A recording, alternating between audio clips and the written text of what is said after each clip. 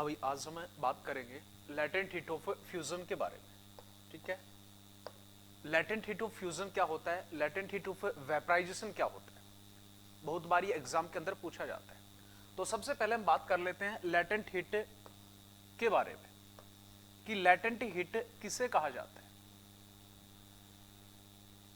ठोस को द्रव में व द्रव को गैस में, द्रव को गैस में तथा गैस को ठोस में बदलने के लिए, ठोस में बदलने के लिए जो छिपी हुई उष्मा होती है, छिपी हुई जो उष्मा होती है, उसी को हम किसके नाम से, लैटेंट हीट के नाम से जानते हैं। उसी को लैटेंट हीट के नाम से जाना जाता है। जब भी हम बात करें ठोस से द्रव के अंदर, जैसे बर्फ है, बर्फ को हमें तरल के अंदर बदल रहे हैं, उसी के पास में बात करें गैस को अगर हमें लिक्विड में कन्वर्ट करना है या ठोस को गैस के अंदर कन्वर्ट करना है, तो वहां पे जो बदलने के दौरान जो छिपी हुई जो उष्मा होती है, उसी को हम किसके नाम से, लैटेंट हीट के नाम से जानते हैं। क्या नेक्स्ट पॉइंट आता है अपने पास में कि लैटेंट हीट ऑफ फ्यूजन क्या होता है। तो लैटेंट हीट ऑफ फ्यूजन की अगर हम बात करें तो लैटेंट हीट ऑफ फ्यूजन किसे कहा जाता है। तो एक ग्राम ठोस बर्फ को, एक ग्राम ठोस बर्फ को सामान्य तापमान पर, सामान्य ताप पर तरल स्थिति में बदलने के लिए, तरल स्थिति में बदलने के लिए आवश्यक जो उष्मा होती है, आवश्यक जो उष्मा होती है,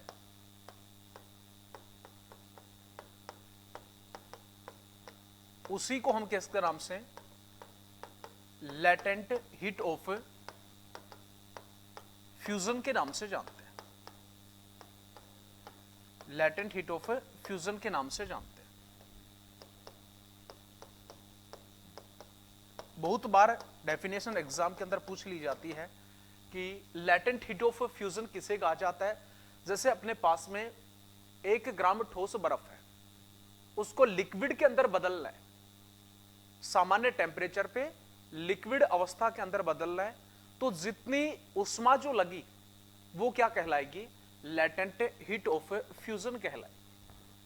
इसी के साथ में यहां पे नोट डाल के लिख लेंगे कि 1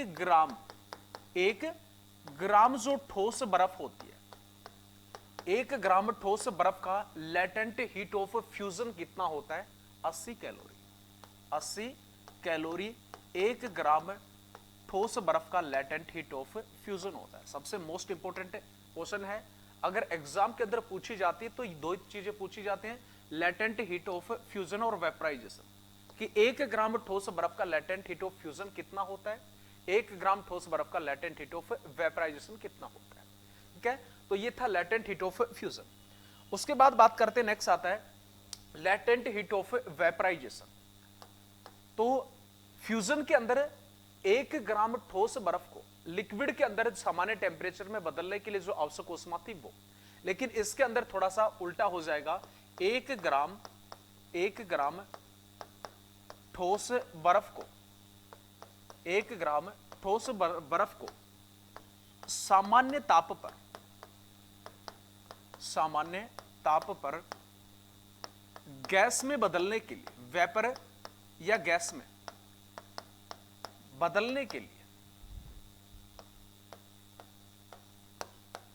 आवश्यक जो उष्मा होती है, आवश्यक जो उष्मा होती है, उसी को हम किसके नाम से, लेटेंट हीट ऑफ वेपराइजेशन के नाम से जानते हैं। लेटेंट हीट ऑफ वेपराइजेशन के नाम से जाना जाता है।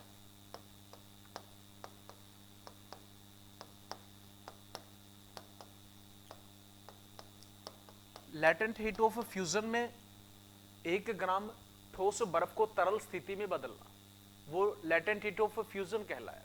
लेकिन यहां पे वेपराइजेशन के अंदर 1 ग्राम जो ठोस बर्फ होती है उसको हमें सामान्य टेम्परेचर पर गैस अवस्था के अंदर बदलना। तो जितनी हीट उष्मा जो दी वो क्या कहलाती है? Latent heat of vaporisation.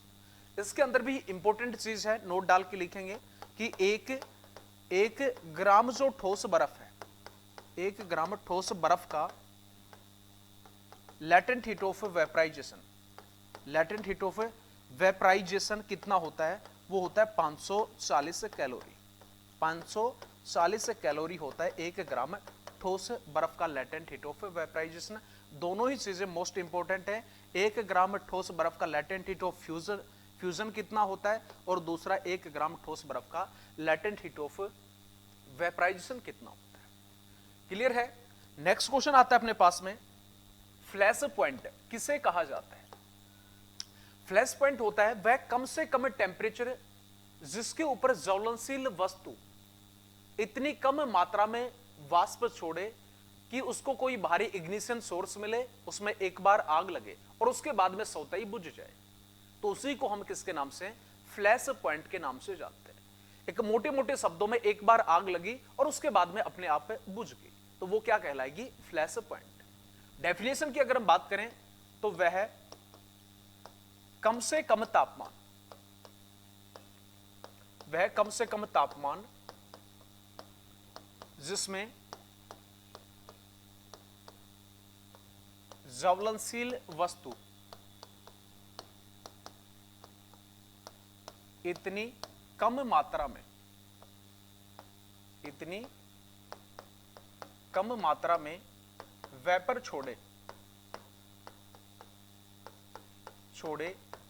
कि कोई बाहरी इग्निशन सोर्स मिले, कोई उसको बाहरी इग्निशन सोर्स मिले,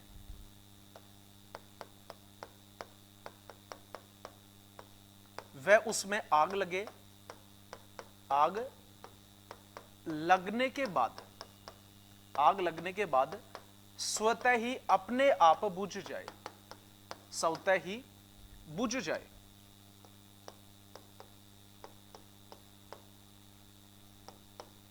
उसे क्या कहा जाता है? उसे कहा जाता है फ्लैश पॉइंट। उसे फ्लैश पॉइंट के नाम से जानते हैं। जैसे फॉर एग्जाम्पल अगर हम बात करें, माचिस की जो तिल्ली है, माचिस की जो तिल्ली होती है उसके माध्यम से हमने एक बार आग लगाई और अपने आप वो एक बार जलने के बाद में बुझ गई, तो वो क्षण भर की जो आग होती है, नोट लगा करके लिख लेंगे, क्षण भर की जो आग होती है, क्षण भर की जो आग होती है वो क्या कहलाती है? वो फ्लैश पॉइंट के अंदर आती है। कुछ ही समय के लिए, मात्र 2 से 3 सेकंड के लिए जो आग लगती है वो किसके अंदर आ जाती है? वो फ्लैश पॉइंट की कैटेगरी के अंदर रखी जाती है। दूसरा ये पूछा जाता है कि फ्लैश जो पॉइंट है, फ्लैश पॉइंट जो है उससे नेक्स्ट या अगली जो स्टेज है वो कौन सी होती है? तो फ्लैश पॉइंट से अगली स्टेज होती है फायर पॉइंट। कौन सी? Fire point. तो इस क्वेश्चन को भी नोट कर लेंगे कि फ्लैश पॉइंट से अगली जो स्टेज होती है वो कौन सी होती है? Fire point. यहां तक क्लियर है? तो ये है फ्लैश पॉइंट। दूसरा जो आता है अपने पास में फायर पॉइंट, कि फायर पॉइंट किसे कहा जाता है? फायर पॉइंट वह कम से कम टेम्परेचर, तापमान जिसके ऊपर ज्वलनशील वस्तु इतनी कम मात्रा में वेपर छोड़े कि कोई उसको बाहरी इग्निशन सोर्स मिले और उसमें कंटिन्यू आग, लगातार आग लगती रहे, तो वो क्या कहलाएगा? फायर पॉइंट कहलाएगा। तो वह कम से कम तापमान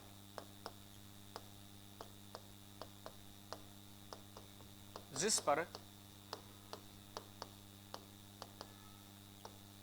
ज्वलनशील वस्तु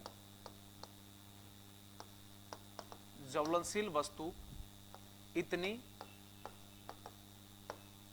कम मात्रा में वेपर छोड़े कि उसको कोई बाहरी इग्निशन सोर्स मिले, कोई बाहरी इग्निशन सोर्स मिले, उसमें एक बार आग लगे, एक बार आग लगे, वह लगातार लगती रहे, वह लगातार चलती रहे, तो उसको किसके नाम से, फायर पॉइंट के नाम से जानते हैं, उसी को फायर पॉइंट के नाम से जानते हैं। क्या कहा जाता है उसे, फायर पॉइंट कहा जाता है। वह कम से कम टेम्परेचर जिसके ऊपर ज्वलनशील वस्तु को इतनी कम मात्रा में वेपर छोड़े कि कोई बाहरी इग्निशन सोर्स मिला, किसी भी प्रकार की कोई गैस है उसमें रिसाव हुआ, हमने उसको कोई बाहरी इग्निशन सोर्स दिया, एक बार उसमें आग लगी और कंटिन्यू लगातार आग चली हुई है, तो वो जो है वो क्या कहलाएगी, वो फायर पॉइंट कहलाएगी। ठीक है, तो फ्लैश पॉइंट से अगली जो स्टेज है वो कौन सी होती है, वो फायर पॉइंट होती है। क्लियर। नेक्स्ट क्वेश्चन की तरफ बढ़ते हैं। नेक्स्ट क्वेश्चन है heat flux. Heat flux, heat flux किसे कहा जाता है? हीट फ्लक्स होता है कोई भी पदार्थ कितने समय तक जलेगा, वो किसके माध्यम से, हीट फ्लक्स के माध्यम से पता लगाते हैं। कोई भी पदार्थ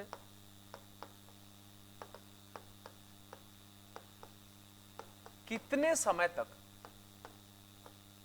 कितने समय तक जलेगा, वो क्या कहलाता है, उसी को हमें हीट फ्लक्स के नाम से जानते हैं, उसी को हीट फ्लक्स कहते हैं। कोई भी जो पदार्थ है वो कितने समय तक जलेगा वो क्या कहलाता है, हीट फ्लक्स कहलाता है। क्लियर है। नेक्स्ट जो पॉइंट आता है अपने पास में, हीट रिलीज रेट। कोई भी जब पदार्थ उसको जब हम जलाते हैं उस दौरान कितनी उष्मा छोड़ता है, तो वो क्या कहलाएगा, हीट रिलीज रेट। कोई पदार्थ जिसको हमें जलाने पर, जिसको जलाते हैं, जिसको जलाते हैं, तो उस दौरान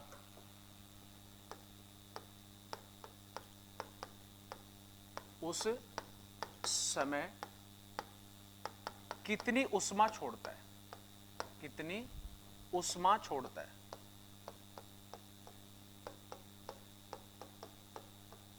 उसे क्या कहा जाता है, उसे कहा जाता है हीट रिलीज रेट, उसे हीट रिलीज रेट कहते हैं। उसके किसके नाम से, हीट रिलीज रेट के नाम से जानते हैं। कोई भी पदार्थ है वो जलने के बाद में कितनी उष्मा छोड़ रहा है, तो वो क्या कहलाएगा, हीट रिलीज रेट कहलाएगा। ठीक है। उसके बाद नेक्स्ट क्वेश्चन आता है इग्निशन टाइम। इग्निशन टाइम किसे कहते हैं, वह कम से कम समय जिसके ऊपर पदार्थ में आग लगना शुरू हो जाए, तो उसी को हम किसके नाम से, इग्निशन टाइम के नाम से जानते हैं। वह कम से कम समय जिसमें किसी पदार्थ में आग लगना शुरू हो जाए, आग लगना शुरू हो जाए, उसे क्या कहा जाता है, इग्निशन टाइम कहते हैं। उसी को हमें इग्निशन टाइम के नाम से जानते हैं। तो ये होता है इग्निशन टाइम, टेम्परेचर या टाइम, इग्निशन टाइम। उसके बाद में आ जाता है इग्निशन टेम्परेचर। तो बहुत बार पूछ लिया जाता है कि इग्निशन टाइम क्या होता है, वह कम से कम समय जिसमें किसी भी पदार्थ के अंदर आग लग जाती है, तो वो क्या कहलाएगा, इग्निशन टाइम कहलाएगा। नेक्स्ट और लास्ट क्वेश्चन है, इग्निशन टेम्परेचर किसे कहा जाता है? वह कम से कम तापमान जिसमें किसी भी पदार्थ के अंदर आग लगना शुरू हो जाए, तो वो क्या कहलाएगा? Ignition temperature. वह कम से कम तापमान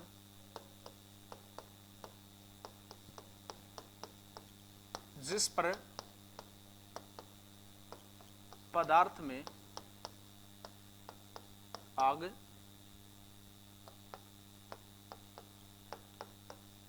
लगना शुरू हो जाए।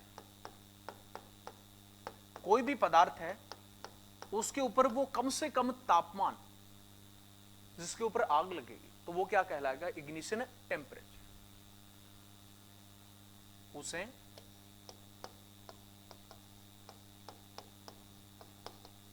इग्निशन टेम्परेचर कहते हैं। उसे क्या कहा जाता है? Ignition temperature. हर एक पदार्थ का जो इग्निशन टेम्परेचर है वो अलग अलग होता है। अगर हम बात करें लकड़ी के बारे में, तो लकड़ी का जो इग्निशन टेम्परेचर है वो अलग होगा, कॉटन का अलग होता है, फास्फोरस का अलग होगा, क्या वेजिटेबल सेल का अलग अलग होता है। तो हम बात कर लेते हैं सबसे पहले जो आता है वो, अगर हम बात करें घास फूस के बारे में, घास फूस का जो इग्निशन टेम्परेचर है वो कितना होता है? तो घास फूस का होता है 175 डिग्री, 175 175 डिग्री इग्निशन टेम्परेचर होता है घास फूस का। दूसरा अगर हम बात करें अखबार का, अखबार का होता है 185 डिग्री, 185 डिग्री होता है अखबार का। तीसरा आ जाता है कॉटन का, तो कॉटन का जो इग्निशन टेम्परेचर है वो कितना होता है? 230 डिग्री से और 266 डिग्री, 230 डिग्री टेम्परेचर से और 266 डिग्री टेम्परेचर इसका होता है। इसी के साथ में बात कर लें लकड़ी का इग्निशन टेम्परेचर के बारे में, सबसे मोस्ट इंपोर्टेंट है 200 डिग्री से लगभग 230 डिग्री टेम्परेचर तक लकड़ी का इग्निशन टेम्परेचर होता है। उसके बाद लास्ट आता है पीला फास्फोरस। पीला फास्फोरस, फास्फोरस जो पीला होता है उसका इग्निशन टेम्परेचर की हम बात करें तो कितना होता है? 33 डिग्री सेल्सियस, 33 डिग्री सेल्सियस होता है पीला फास्फोरस। वह कम से कम समय या वह कम से कम टेम्परेचर तापमान जिसके ऊपर किसी भी पदार्थ में आग लगना शुरू हो जाती है, तो उसी को हमें इग्निशन टेम्परेचर के नाम से जानते हैं। जब हम लकड़ी को इतना टेम्परेचर देते हैं तो उसके अंदर क्या हो जाता है? आग लगना शुरू हो जाती है। जब कॉटन को हम इतना टेम्परेचर देते हैं तो उस दौरान आग लगना शुरू हो जाती है। अखबार में टेम्परेचर देते हैं तो आग लगना शुरू हो जाती है। और उसी प्रकार से जब हम घास फूस के अंदर हीट देते हैं तो इतने डिग्री टेम्परेचर पे उसमें आग लगना शुरू हो जाती है। और लास्ट अपने पास में पीला फास्फोरस का 33 डिग्री टेम्परेचर जब दिया जाता है उस दौरान आग लगना शुरू हो जाती है। तो ये है जितने भी जो मुख्य रूप से इंपॉर्टेंट जो पदार्थ होते हैं उनका इग्निशन टेम्परेचर। तो आज के लिए इतना ही, बाकी नेक्स्ट क्लास में बात करते हैं। तब तक के लिए जय हिंद।